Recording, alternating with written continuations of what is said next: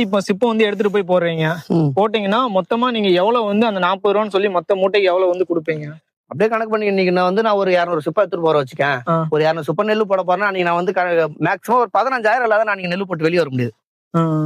நம்மளே வந்து செலவு பண்ணிட்டு இது கிடைக்குதா கிடைக்கலான்னு தெரியாம நம்ம எடுத்துட்டு போய் தான் கடைசி கட்டம் முடிக்கிறோம். நம்ம எதுவும் செலவு இல்லைன்ற மாதிரி ஒரு அப்பாடான்ற மாதிரி போறோம்.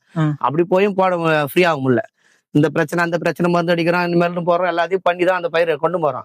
கொண்டு போய் போற நேரத்துல சிப்பத்துக்கு இவ்வளவு காசு, அந்த சூப்பர் நம்பர் அவனுக்கு ஒரு காசு, அதை கொடுத்தாதான் நம்மள வந்து அவன் நெல்லை போட வைக்கிறான். யார் கொடுக்குறாங்களோ அவங்களுக்கு போடுறான் முன்ன காசு தரவங்கள. 15,000 அந்த ரேஞ்சுக்கு நம்ம 5,000 12,000 13,000 இந்த ரேஞ்சில் நம்ம வந்து அந்த 200 சூப்பர் நெல் போறதுக்கு காசு கையில வச்சிருக்கணும். அது இல்லைன்னா அன்னைக்கு நம்ம நெல் போட முடியாது. நம்ம நெல்லை எடுக்க மாட்டாங்க. நம்ம நெல்லு போட்டோன்னே அந்த காசு தரணும்ல, அப்படி போடுறப்பே தரணும். போறதுக்கு முன்னாடியே அவன் சூப்பரேட்டருக்கு காசு கொடுத்தாதான் அவன் நெல்லை நம்ம நெல்லே போட அனுமதிக்கிறான்.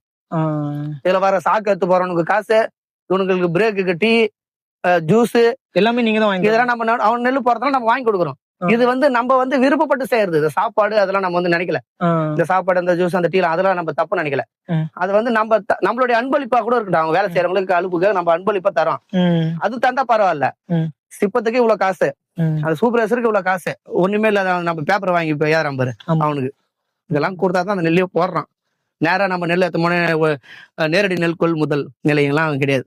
காசுதான். காசு இல்லைன்னா அவன் நெல்லையும் போட மாட்டான். இதெல்லாம் பார்த்துட்டு ஒரு சிலர் வியாபாரிட்ட கம்மியான காசுல கொடுத்துட்டு கம்மியா வீட்டுக்கு போயிடுறான்.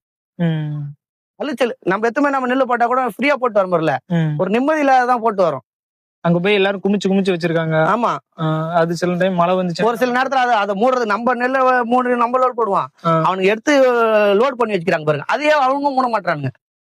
அதுக்கு ஒழுங்கான ஒரு இதுவே கிடையாது. இப்போ அது ஒரு குடோன் மாதிரி அமைச்சு அவங்க மூட்டை வைக்கிறதுக்கு ஒரு குடோனு, விவசாயத்தை வந்து கொடுக்கறதுக்கு ஒரு களம், ஒரு இது தண்ணி எப்படி சொல்றது, தண்ணி வந்து நிக்கிற இடத்துல தான் நெல் எடுத்து நம்ம கொட்ட வேண்டியதா இருக்கு.